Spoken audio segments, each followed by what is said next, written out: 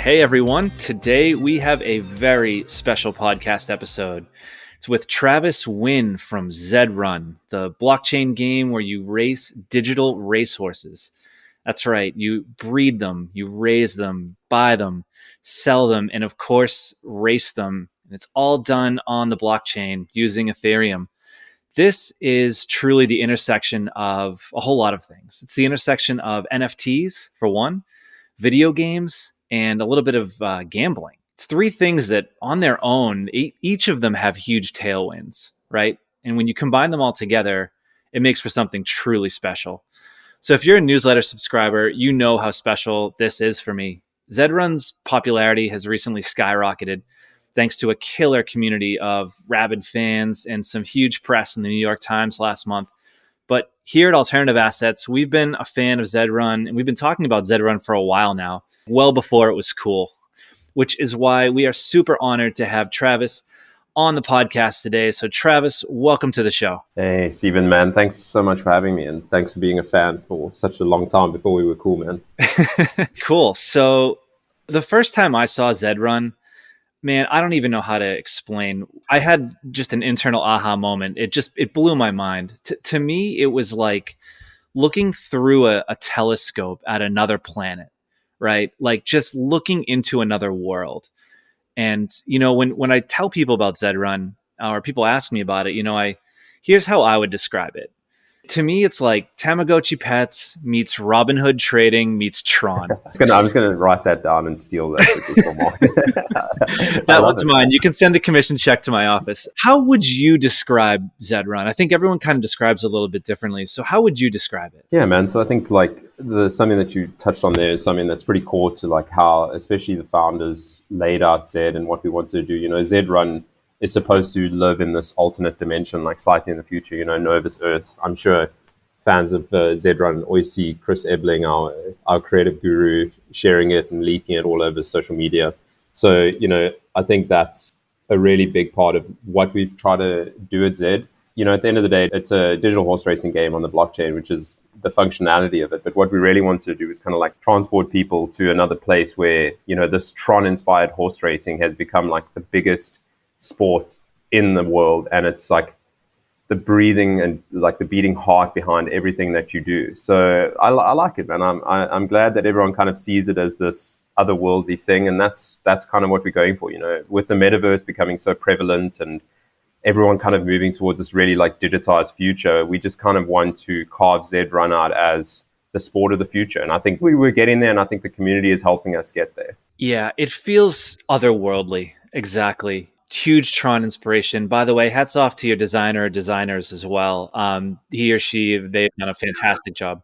So let's talk about how you got started. I know you weren't there from the very beginning, but what was the inspiration behind ZED RUN? Was it kind of, a bunch of horse racing fans got together, or did it start from a slightly different idea? How did this come to be, this other world? So I love telling the story because I don't even know the exact story. I love that it's become like this thing where everyone has a different take on it. So I'll tell you what I think the version was where this all started. So what happened is that Chris Lawrence, our founder and our CEO, he was very obviously big into horse racing. The Aussies, it's quite a big part of Australian culture, like the Melbourne Cup and stuff like that. Yeah, it's huge here.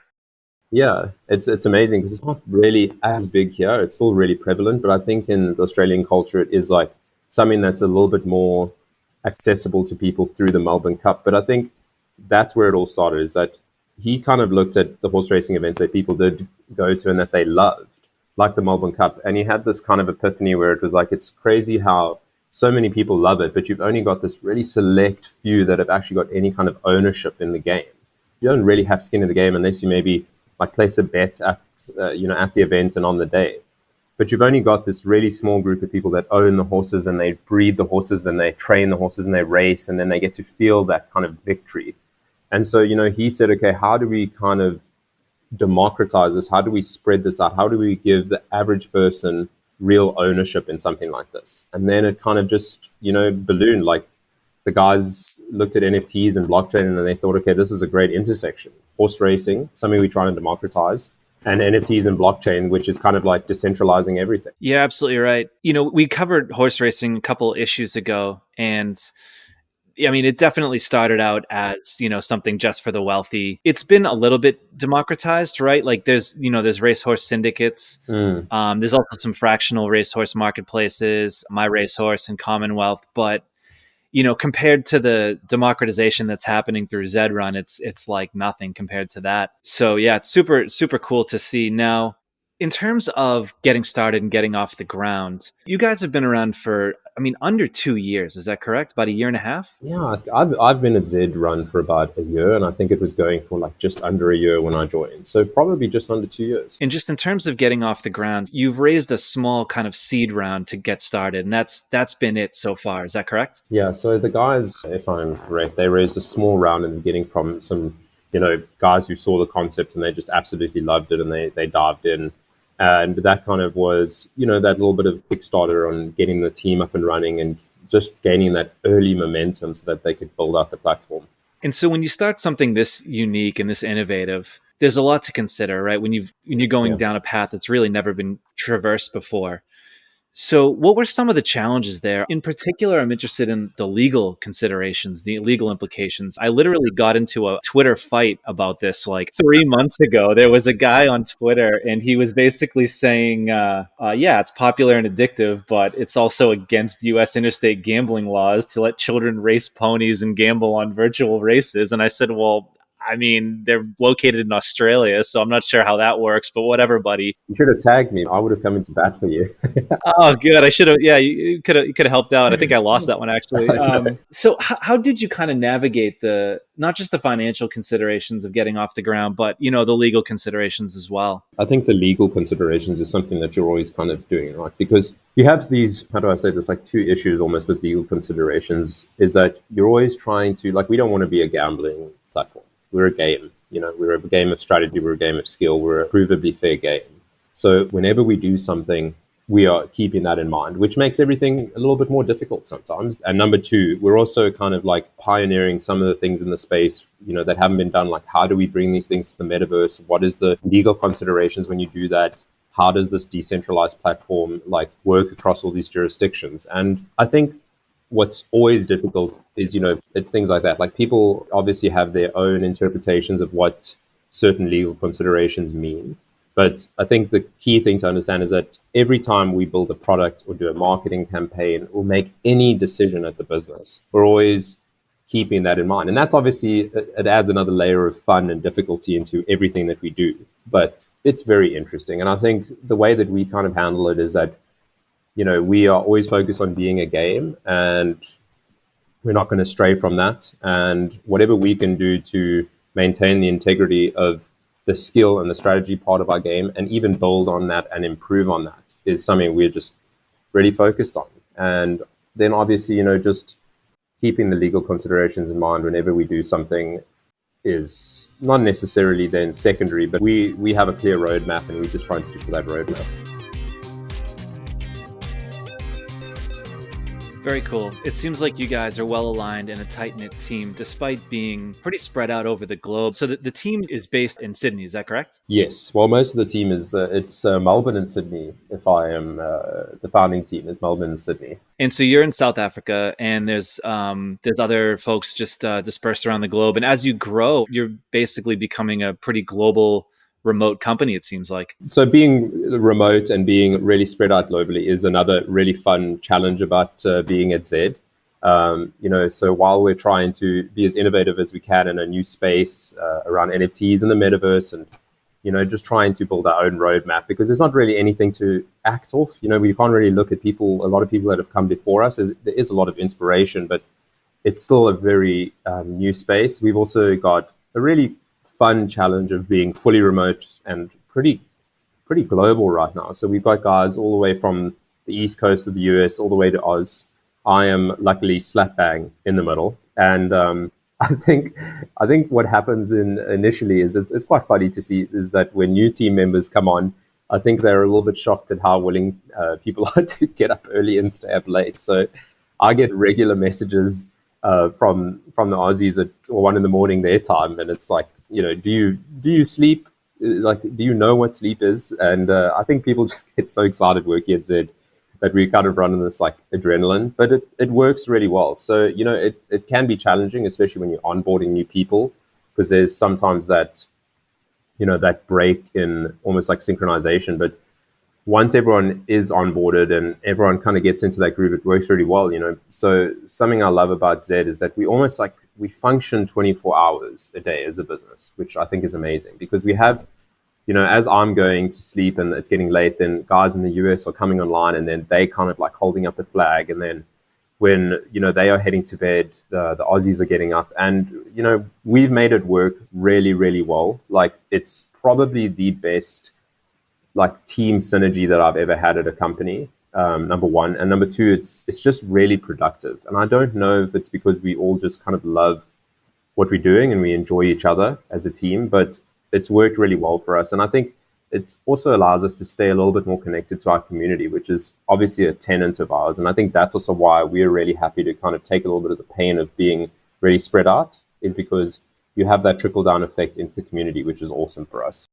Yeah, absolutely. Also, the digital horse races never sleep, right? So it's good that your guys are constantly running 24/7.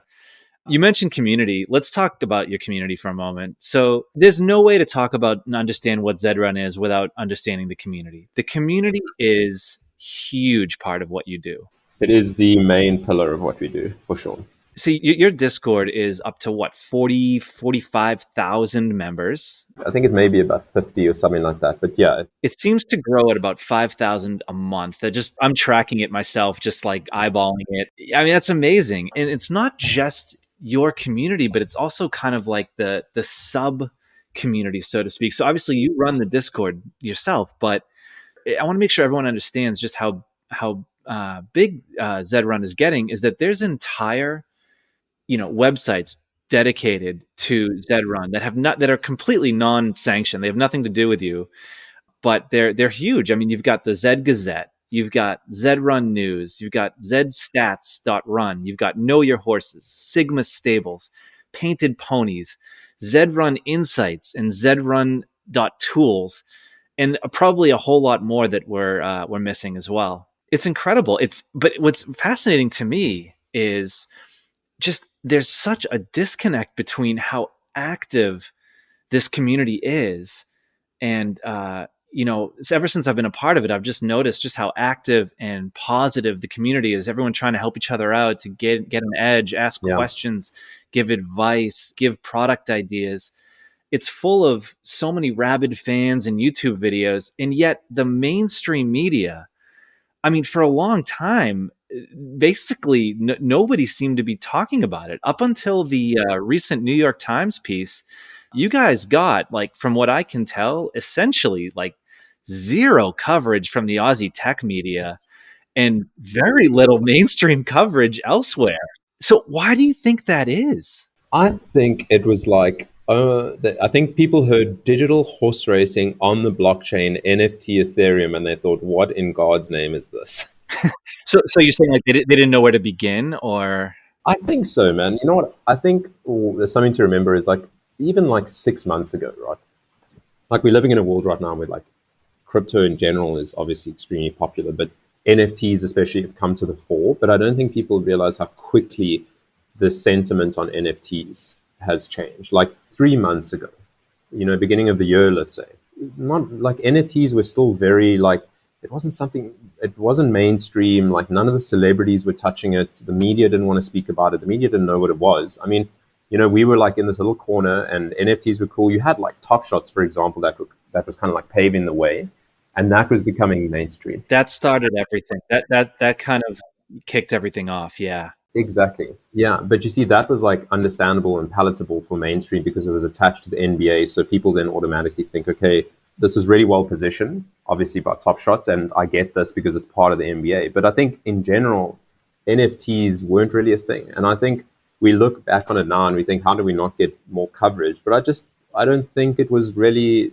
at the forefront of people's minds then. I think NFTs have just absolutely exploded. So now every celebrity is posting about it, and you've got amazing influencers getting involved. So I think number one, NFTs were just not really spoken about. And I think number two, when you have this really utility focused NFT like ZED RUN, where it's got layers of complexity, it's racing, owning, breeding, trading, and then you have this like really committed community. I think mainstream media looks at that and goes, this is a little bit too niche for us. It's interesting on a number of levels. Well, number one, yeah, Top Shot is definitely, like, just having covered this space again, like before it was cool. I'll give you a little anecdote. We wrote about Top Shot at Alternative Assets back in January. Yes. And there was like a few people talking about it. It was kind of like this, undergroundy kind of thing. But because the NBA was attached, it was getting some media. But it still took like another month. And all I remember is I checked my organic search traffic rankings every morning in Google Search Console. And one day, all of a sudden, the Top Shot article that we wrote just started skyrocketing in popularity. You see, it's like overnight, right? It was crazy. Well, I think it was like a Mark Cuban tweet or something. And it was like, ever since then, it's just been on fire. It's unbelievable. Yeah, I mean, it's crazy. Like you're saying, like in January, NFTs were so underground. And then like we look at it now and we think, oh, these things have been around forever and everyone's been talking about it. But it's only been a few months. But NFTs are still confusing to a lot of people. And, part of what we do at Alternative Assets is try to make sense of this world for everyone, right? Like our audience is definitely a lot of early adopters, but it's also a lot of, kind of more traditional finance folks. So we really try to bridge those worlds. And that's why I think one of your strengths, what I think you do really well, is how easy and accessible you guys actually make everything. The concept, sure, there's some confusion there. It's still a new world and there's a lot going on. But you go to the site and you're watching a race live. Just the layout and design is really straightforward. There's definitely a little confusion about how to buy a horse and how all of that works. But I think you guys have just made it so accessible. And I think that's a big part of your success as well. Yeah, man, thanks. I hope so. Like with us, there's kind of three pillars if I had to give an insight into how we make decisions at ZED, right? There's obviously more to it than this, but it's ease of use. So we don't want to be like a crypto gods only platform. Like we want everyone to kind of be able to come in and play the game and have fun. Number two is like longevity of the ecosystem, because we want early adopters and later adopters to enjoy it. And then number three, it's just simply just the word community, right? So when you look at those three things, it all kind of starts with that ease of use. And it's not perfect now, right? Like we're still in beta, but you can't ever like sleep on something like that. You know what I mean? So you always have to be working to make it easier. Because I mean, I'll be honest, like I still get confused on some blockchain platforms, like every day, man. Like someone will tell me about a new blockchain platform and it's like, you have to wrap this and then you got to bridge this and you got to transact this. And it's like, man, I just close my laptop and I like cry. Eventually, it's so confusing sometimes. And you know what, like we still have some of those headaches as well. Like there's still like things like wrapped ETH and Ethereum, and it is difficult for the mainstream person. But what I'm really happy about in terms of where we're heading and where like the industry in general seems to be looking is like finally starting to acknowledge the more mainstream users to say, okay, you know what, these guys don't have to understand everything about crypto. It's not this mega fan thing. We just want to use the technology in the back end to make it better for these mainstream users. It's almost like this could still exist even if crypto wasn't around. It just is made a lot easier and it made a lot more streamlined with crypto, I think. You see that, and that's like a lot of people don't speak about this. Like I know some of the guys that work at the crypto companies and NFT companies, it's like crypto is, it's crypto mega fans. Like I'm a crypto mega fan, don't get me wrong. I'm as much of a degenerate as the next guy, but at the end of the day, I think what people sometimes miss is that blockchain is really empowering. It doesn't have to be at the forefront. It doesn't have to be the celebrity. Like the game experience is the celebrity. That's what's at the forefront. Like, and that's one of our goals, right? Is we want people to come in and ZED RUN should feel as great as a AAA game. It should be, you should want to play ZED RUN just because it's such a well-made game and it's such an easy to use platform that it's just amazing. And then the blockchain is just this added extra. The blockchain at the end of the day is there to empower ownership. It's just an empowering mechanism. It doesn't have to be, what everyone joins the platform for. And I think, I mean, it's hard to sometimes be like, to kind of be neutral on that when you're behind the scenes and you're building that out, because you see the amazing things that it can do. But I think you're 100% right. Like, blockchain is an empowering mechanism, but it's not the reason that a lot of people are there. I think ZED RUN would succeed even if real finances had nothing to do with it. Like if it was just a pure game that you had on Xbox or whatever, right? It's that much fun. Obviously, the real money behind it makes, kicks everything up a notch. So let's talk about the game mechanics a little bit. I think we've kind of skipped over that a little. So it all starts with the horses. Now, this is what I think blew my mind when I first learned about ZED RUN, was just how much thought went into the creation of this world, right? Like, you read the Satoshi white paper and it's just clear that that's almost otherworldly as well. It's like the amount of thought that went into that, right? That's kind of how I feel about ZED RUN as well. So for the audience, for those who don't know, all of these horses, each horse has a prowess which is determined by a few factors. You've got the genotype and the bloodline. The rarer the pedigree, the faster the horse, generally speaking, and the more expensive the ownership of that horse. So there was a first generation of available horses that were known as the Genesis breed.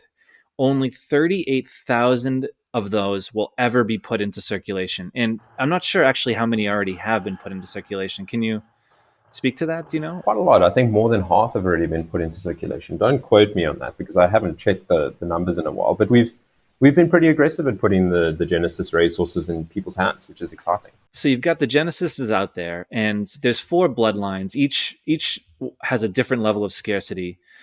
And each individual horse has a genotype, which is kind of like a serial number on a NFT trading card, right? It's unique.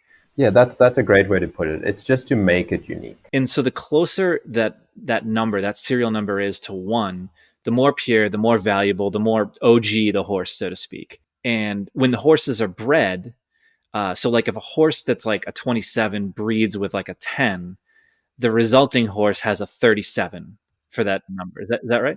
100%. Okay, so everyone's probably wondering, so how do you buy these horses? How do you race them? So the fascinating thing when I first got to ZED RUN was, well, I got a big fat notice saying the stables are closed. And I was like, oh, that's interesting. Well, it turns out that you only release horses, like many NFTs, they're released in drops. And so the last drop was on May 7th. The next one is coming up soon. I just got an email about it. When's the next one? It's pretty soon. You nearly caught me there for the exact date, but it's coming pretty soon. Okay, so you got to pay attention when these drops, because these drops happen and these horses sell out fast, really fast. Now, if you don't get a horse at the drop, that's okay. You can still buy them on the secondary markets, which we'll definitely get into just in a bit. But in the meantime, no horses can be purchased from ZED RUN. They can only be purchased during the drop. So my question for you is, how do you guys think about managing the supply and demand? You mentioned earlier, one of your core tenets is the longevity of the ecosystem. So how do you think about supply and demand in terms of longevity of the ecosystem, and especially with a marketplace that is just growing by thousands and thousands of new people every month? Yeah, 100%, man. Like, you hit the nail on the head. So, selling and the supply and demand, it's not as easy as you'd sometimes think, So, like, obviously, from a business point of view, like, we would love to sell all of our Genesis racehorses as aggressively as possible and as quickly as possible, because you're making a sale. And, when businesses make sales, that's a good thing. They make money. But the problem for us, again, is one of those guiding pillars is, how do we create longevity through the ecosystem? How do we not just set this up for today? How do we kind of let people prosper, as for as long of a time as possible? So whenever we do these drops, we're always really conscious about supply. Like, we don't want to ever flood the market, because the main thing that we get worried about is that you've got these members who have come before, and the OG members and even the later adopters, and they've bought these horses. And the worst thing that we could then do for them is just go and flood the market with our horses, because we're then taking all of that kind of, let's say, potential revenue actually and potential attention, and we're driving it back to ourselves. So that's something that we don't want to do. But also what happens then is that if we go and we flood the market, we undercut the value of everyone else's stables and their holdings. Again, like the last thing we want to do. If you look at how we're doing the Genesis racehorses, I mean, we've limited Genesis racehorses for a reason. We don't want, the buying and the selling to be dependent on Zed in the long run. We want stable owners to be the ecosystem. We want them to almost run the ecosystem. But it has to be in a well thought out way that we distribute supply to the market deliberately. So there has to be thought behind that. So, we used to have an open marketplace, and then as our community started growing really quickly, we kind of sat back and we thought, what, the market is kind of flooding right now, which is, if we were that kind of business, it would have been okay for us because we're making sales and we're making revenue. But if you started to look at what was happening to some of the OG members and the guys who have come before, and they came during the early days, is that it was flooding the market, and we were undercutting what they had done and what they had built and what they owned. And so that was a big reason why we pulled the open marketplace, is because we said, what, this is really not the way to do it for the community. And it's also it doesn't create longevity. And that's where we kind of came about the drops. And if I had to be honest with the drops, we also just wanted our users to have a little bit more fun. Like, we thought that the open marketplace was maybe just like a little bit boring. And we got a lot of feedback that drops were fun. And, there was this hype and excitement, and it's chaotic, but at least you feel a part of something. So that's kind of where, the Genesis supply and demand question came in, is how do we stop that flooding of the market? How do we not undercut people and the community? It's great stuff. The drops absolutely build hype. So, I mean, another anecdote here with our alternative assets, we have a special NFT newsletter that goes out every week, and we cover NFT drops, in the digital artwork space and music. And the most popular issue we've ever done was about the May 7th ZED RUN drop. So people are super keen to learn more about it. I want to talk about breeding for a moment. So one of the fascinating things, and what makes this so real, this other world so real, is that you can earn a real return on ZED RUN as an investment, not just by racing, but by breeding the horses in your stable. In fact, I've heard, and I could be off, but I've heard that about a third, or just under a third, of all racehorses in circulation are offspring created by stable owners today in the marketplace. That's right? Yes. Got a healthy breeding ecosystem. Yeah. And so the breeders, I mean, this is a whole other way to earn money with ZED RUN. The breeders set their own prices. I know you guys have a minimum breeding price, and you would know exactly how much they're worth, I would imagine, and you can kind of help with the pricing. But the pricing's more than just the traits. It's also, the name, the color. Exactly. Just like real horses. And so I think one of the fascinating things, what I really wanted to ask you about, is some of the changes you've made to breeding recently. So you guys have introduced puberty into the ecosystem, the concept of puberty. And it sounds like the reason you did this is to try to stop kind of the market getting flooded with, I would imagine, top tier horses. Is that right? Can you tell us a little bit about that? Yeah. So I think in the simplest way to put it, it's just another supply and demand issue, right? So when we opened breeding last, man, it was crazy. We had something like, I might be wrong, but like for that little period where it was those few days that we reopened breeding, we had 8,000 horses bred. 8,000 horses enter the ecosystem, right? And again, if we go back to like longevity and sustainability, like when you have something getting flooded like that, you're probably not building something sustainable. So again, it's great for us because it's people flooding to the platform and they're using the platform, and it's a lot of hype, and it's great for the short term.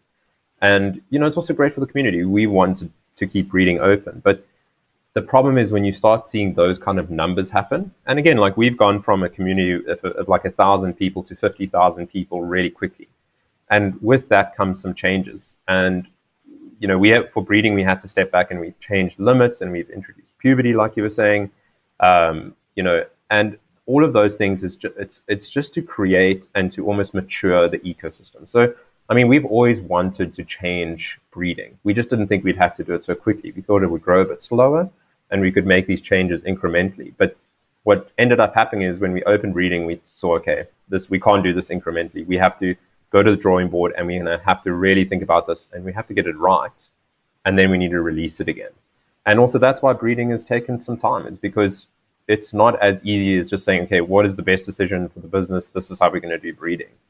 It's a question of what decisions do we need to make with breeding to sustain this environment and this ecosystem for a really long time, like when we leave beta and in 5 or 10 years. And so all of these breeding limits and all of these, the age-related breeding, it's just to kind of create a more realistic environment. It's to create a more realistic environment, but it's also to stop this flooding of the market again, so that, everyone who's come before, they don't have to then get undercut and they don't get left on the sidelines going, wow, okay, well, I was here really early and I bred these horses, but now there's 30,000 new horses, and where do I live in this ecosystem? There's a realistic component to it as well, obviously, like you said, right? Like, I mean, you in real life, you can't breed the day you're born. So it only makes sense that you would introduce something like a puberty period, which I believe you guys, it's about a year, or is it a month? I think it's a month. Okay, so for a month, the horse cannot breed, which makes sense. But it's also, you guys have such you basically can play God with the marketplace, which is really fascinating. But it also allows you to be so fair, right? And you guys clearly care about the long-term integrity of the marketplace. So I think there's a lot of trust there from the community, knowing that you guys will do the right thing with the market. And there'll be some people complaining here and there. I mean, every time Facebook makes a change, but that's okay, right? Yeah, you try and keep as many of your community happy. And I think maybe what's something that's slightly difficult is that, again, like something that we try not to do is play God. And it's like with this upcoming drop, like the reason we send a form out is because we want to build the drop around what people are thinking, because we know that we don't know everything about Zed. Like, some of our community members are much smarter than us, but we also kind of want to give people what they want in a sustainable way. So it's like, we can't control a lot in the game, which I know sounds weird. Like, we can't control racing algorithms and horse attributes. Like, that's how NFTs work. It's your NFT. So I think it's also just nice for us sometimes to have a little bit of control over the vision, like through the drops and when breeding happens. So let's talk about the racing algorithm, because that's the big question on everyone's mind, right? You talk about playing God, and everyone wants to know, do you have control over it? And so I think it's important for everyone to understand exactly how this algorithm is constructed. So I wish we had control over it. Let me say that. Yeah, exactly. And so, but the way you've architected it's really great. So from what I understand, and correct me if I'm wrong, but you basically, for each race, you run a simulation about a few thousand simulations. Okay. Let's say. And then those simulations obviously are based on the math and based on the algorithm. But then you are essentially randomly choosing one of those simulations, and that's the race. Exactly. So the algo then randomly picks one. So it biases towards serendipity in a way. Well, exactly, right? Like, that's what happens in the real world. So when we got, and I'm going to try and keep the algorithm like definition as simple as possible, because I think we spend a lot of time like trying to dig into the back end of it, and we're not, again, mainstream. Like, the way that it works is we went and we got an expert to come out and to help us to imagine how the real world performs in terms of horses in a mathematical way. Because if we can almost quantify that, and we can introduce the correct amount of randomization, then we can almost replicate the real world. Yeah. And what then happens is so yeah, you've got this racing algorithm. It takes all the attributes from the horses and it runs all of these likely case scenarios, and then it randomly picks one. Yeah. Because that's essentially what happens in the real world, is that, yeah, you've got 10 horses that show up on the day, and there might be some favorites, but you never really know what's going to happen. And that's essentially how the algorithm works. And it's true that when a horse wins, they're slightly more likely to win subsequent races based on, again, real world dynamics. You get more money, attention, maybe better training in the real world. So there is an increased chance of that horse continuing to perform better. So you bake that into the algorithm as well. See, so that's not really an attribute of it right now, because the thing is, it's so random, right? So you can't really introduce this like building upon mechanism in a fair way if things are randomized, because then you're starting to interfere with that randomization. So we don't really have any of those attributes built in. I can say, and maybe I'll get in trouble for saying this, but let me just say it anyway, is that we can't change the algo, but we can start introducing new attributes that we've planned from the beginning, things like fatigue and things like that. So those kind of attributes are not prevalent yet, and they're not part of the game yet. Interesting. Okay, so this is exactly what, how the real world works. There is so much for all the horse race fans out there. We all know how random winners can be, and that is definitely something you guys want to replicate with ZED RUN. I mean, take the Kentucky Derby last month. I mean, the winning horse, Medina Spirit. That horse. Now, the horse actually has really good bloodlines. I found out recently, but still, that horse was only purchased for $1,000 originally. I mean, that's crazy. Right? Which is insane. And so there are black swan events. Yes, it's these underdog victories which you love. No, exactly, and that's why I think like you'll see that with for newbies and mainstream users. Like, yes, it's a lottery ticket. Like if you buy a higher genotype and a more expensive horse, you do have a higher chance of having a winner, just like the real world. But that doesn't mean that a Z10, which is a slightly less rare horse, isn't going to be a champion. And that's the real world. What's really fascinating about the way you've constructed the algorithm is I feel like you guys are baking serendipity into your algorithm more than a lot of social networks. And I think it's kind of a tangent, but I'm going to go with it because I mean, you look at like Twitter and Facebook, and we know that we're creating filter bubbles for ourselves. And that's not a good thing. You want serendipity in life. We used to have it before algorithmic reach became so strong and large. It's so opposed to nature, right? It's so opposed to what we are used to as people. Absolutely. So how far do you want to take it? I mean, you think about the number of black swan events that you can have. I mean, unlike, we talked about how these are similar to Tamagotchi pets, and I certainly wasn't the first to make that comparison, but unlike Tamagotchi pets, the ZED RUN horses, they don't die. They don't get injured. No. Yet. How far do you want to take this stuff while still being kind of true to reality, but also fair to purchasers? I mean, it's really fascinating questions, Yeah, I think the social media comparison is really interesting because sometimes we do get some complaints about the racing algorithm sometimes where people want it to be less random, and like I can see where that's coming from because you want predictability when you make an investment on like a yield generating NFT, which is also what a ZED RUN horse is. You want predictability, but it's not how life works. And we've seen this like uproar and this anger come from people who have stopped experiencing that in social media where, Social Dilemma came out on Netflix and it kind of came to the forefront and people found out like, wait, so someone else is determining what I'm consuming, what I'm seeing, what I'm interacting with. And the anger that came out with that, I mean, I was angry, right?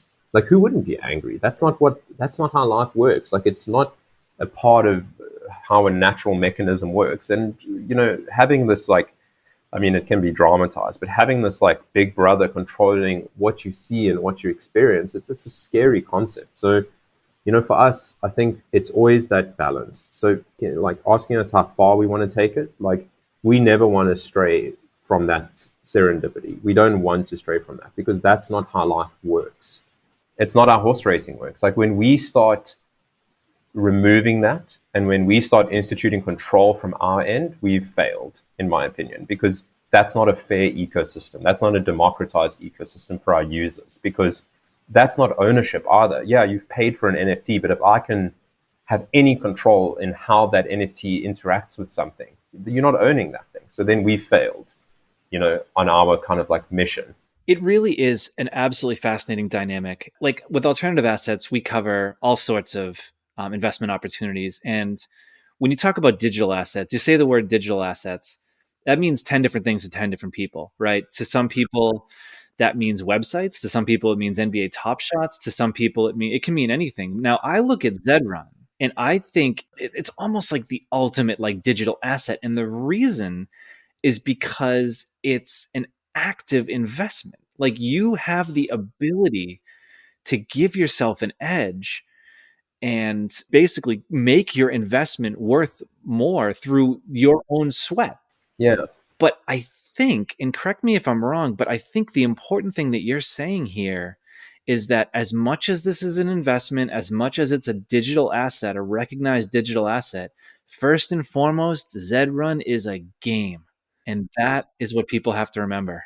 100%. Like, from an investment point of view, I love that. Like, and it's a balance, right? So, yes, like from our point of view, from the team, we're building a game. But at the same time, we want your game assets to be valuable, which is a fine line, right? That's difficult to balance. But what you've said there is exactly the balance that we're trying to have. Like, yes, come into ZED RUN, have fun, have that AAA gaming experience. But for the first time, one of the first times at least, you're able to own an asset and your efforts affect the yield, right? It's amazing. And this is what I was speaking to one of our a team member and I were having this conversation the other day.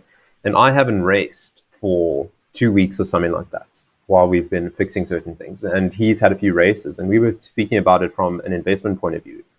And it's interesting because, he's gone and he hasn't won a lot of races, but I think he's had like 2 or 3 third places and things like that. And he's earned like maybe $200 or $100 or something like that. And it's so interesting because you stop having that yield when you don't put effort in. And it is so active. So I haven't earned anything on my racehorse, for example, because I haven't been active in it and I haven't been playing the game. And that's where the tie-in comes in, is that active investment, that sweat and effort of the activity is actually playing the game.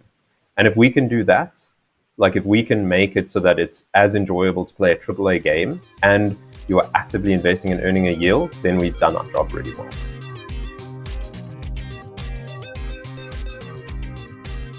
So many NFT investment opportunities, and I can say this because we cover it, and it's also the truth, but let's be honest, like a lot of NFT investment opportunities are based on kind of greater fool theory, right?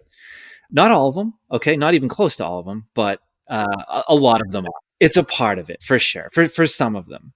But not this. This is a true digital asset, true ownership. It's a game with valuable digital assets, and I think you've struck the balance very, very well so far. So let's talk future. Let's talk about the future. Man, so many different directions you guys can go. I think that obviously, without getting into a product roadmap discussion, which incidentally, as a product manager, I would love to do. I think that there are so many different opportunities that you guys have. I think one of them is with like the sub economy. And so there's really some fascinating stuff happening with the sub economy. So obviously the secondary market is huge. It's literally where horses are purchased when there's no drops. OpenSea is what you guys have worked with. But there's new sub economy. There's new sub economies, I should say, popping up. There's consultants now. ZED RUN consulting is a thing. There's advice. So what aspects of the sub economy are most interesting to you?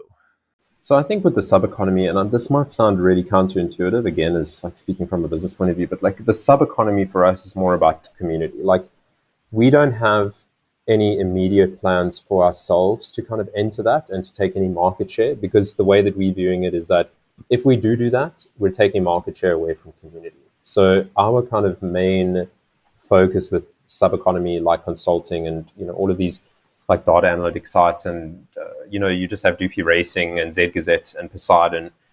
That is, for us, it's more about how do we empower the sub economy right now. I think maybe in the future we would look into how we could become involved to give it a leg up and to pour like the proverbial rocket fuel on it. But for us, the sub economy is more about how do we foster a really healthy ecosystem for the users to also monetize their experience. Like if we can help community members, like if we can have people come into Zed and not just monetize the game, but monetize the ecosystem around that, again, like I think that's the aim for us right now with the sub economy. So the only risk with doing that, I won't say it's a big risk, but there is a little bit of a black market risk there. Now, I think the fact that that this is all backed by NFTs on the blockchain, the black market risk has greatly reduced. Yes, with the transparency of the blockchain, it is a reduction. Yes, but still, you talk about empowering the sub economies.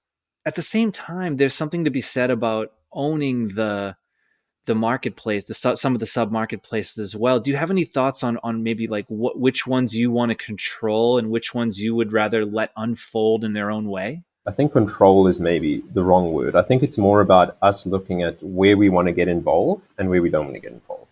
And the way that we view it right now is like that. It's exactly like you're saying. Like, we don't want a black market element of things like scams and theft and people taking advantage of our community. Do we want to step in and start controlling things that live outside our ecosystem? No, that's not really. I think that will be very against how we are trying to build out our ecosystem. But it's a good question because it's something that becomes really difficult when you build these decentralized ecosystems, right? Is that where do you step in? Where do you not step in? How can you step in?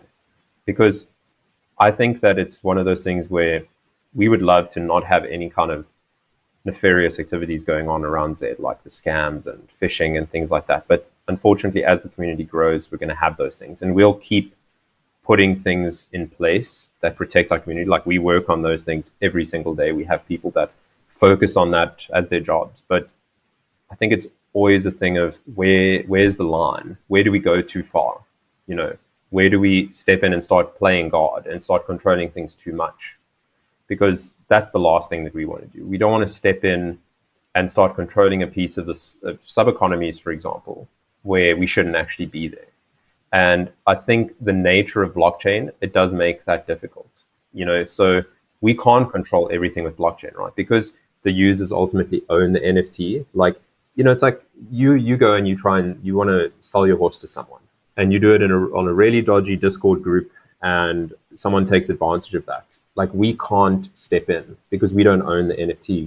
We're not God in that scenario.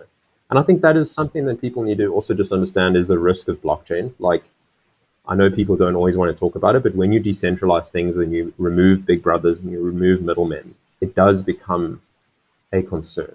And it happens to like some of our smartest users, right? Because you want to foster this decentralized space, but sometimes people just take advantage of that. So I don't know the answer. It's something that we try and work on it, and we try and have involvement in as much as we can, but we can't really step over that line of removing ownership from people.